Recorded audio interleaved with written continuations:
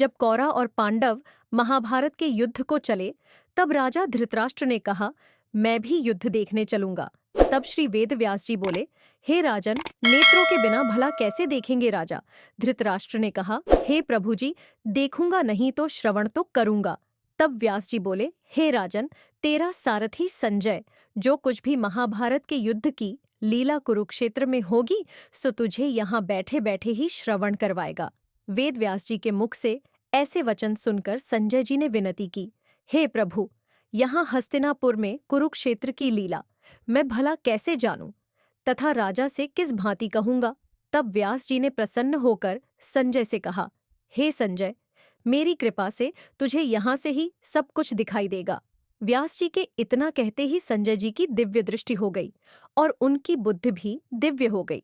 अब आगे महाभारत का कौतुक कहते हैं, सुनो साथ। अक्षोभ्याया ही सेना कौरवों की। यह दोनों सेनाएं कुरुक्षेत्र में जब एकत्र हुईं, तब धृतराष्ट्र ने पूछा, हे संजय, धर्म के क्षेत्र में युद्ध की इच्छा से एकत्र हुए मेरे और पांडु के पुत्रों ने क्या किया। संजय ने कहा, पांडवों की सेना को वहित देखकर दुर्योधन द्रोणाचार्य के समीप जाकर कहने लगे, हे आचार्य, देखिए, आपके शिष्य बुद्धिमान द्रुपद पुत्र ने पांडवों की बड़ी सेना की कैसे विवर रचना की है। इस सेना में अर्जुन भीम, बड़े बड़े धनुर्धारी वीर युधान, विराट महारथी द्रुपद, धृतराष्ट्र चैकतान बलवानपुर, जीत कुंती भोज, नरों में श्रेष्ठ शैव्य पराक्रमी यथा मन्यु बलवान उत्तम ओजा, अभिमन्यु व द्रौपदी के 5 पुत्र, सब के सब महारथी हैं। हे ब्राह्मण श्रेष्ठ, आपके स्मरणार्थ अब मैं सेना के प्रधान सेनापतियों के नाम का वर्णन करता हूँ।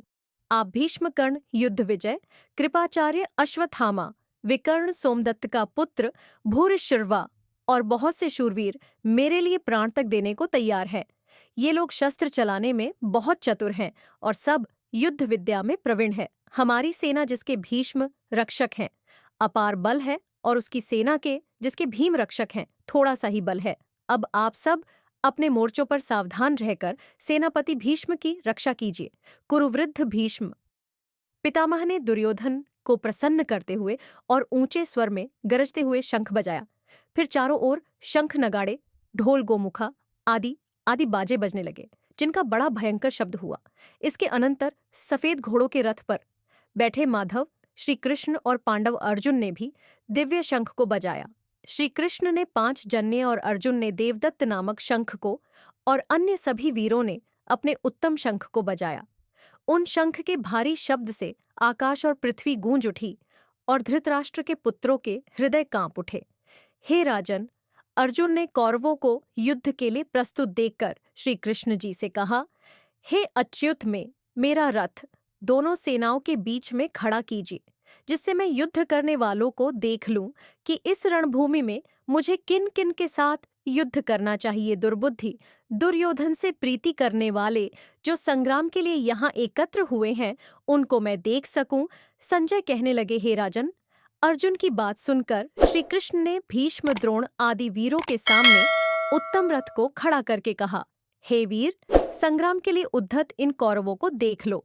अर्जुन ने चाचा बाबा, मामा भाई, पौत ससुर और स्वज को शस्त्रों से सुसज्जित खड़ा देखा, और उसने दोनों सेनाओं में अपने ही सब बांधव को खड़ा देखकर परम दयाद होकर अत्यंत खेद के साथ यह कहा, हे कृष्ण, संग्राम की इच्छा से आए इन अपने बंधुओं को देख मेरे अंग ढीले हो रहे हैं और मेरा मुख सूखा जा रहा है, मेरा शरीर बेकल हो रहा है, रोमांच खड़े होते हैं, गांड हाथ से गिरा जा रहा है, त्वचा जली जा रही है।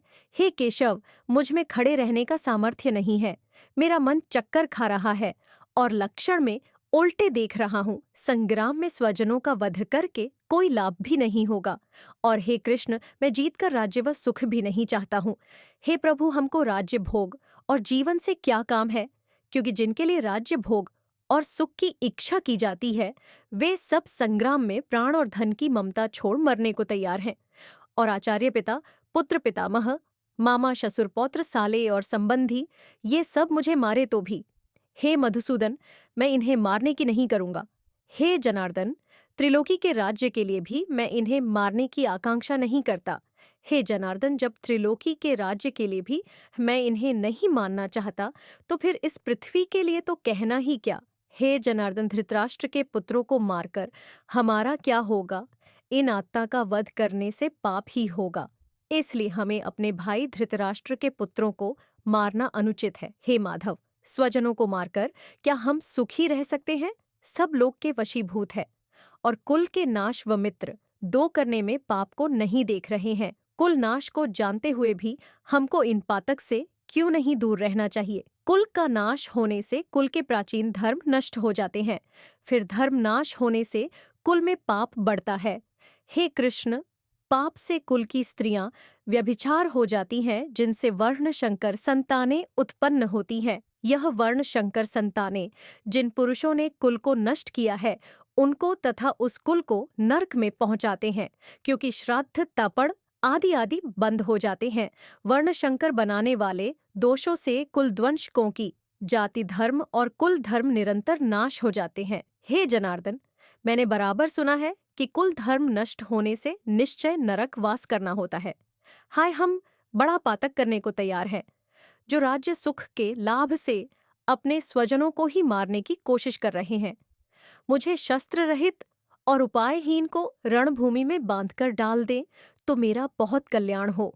संजय ने कहा, हे राजन, यह कहकर अत्यंत दुखित होकर अर्जुन ने उसी समय धनुष भार फेंक दिया और रथ के पिछले भाग में जा बैठे।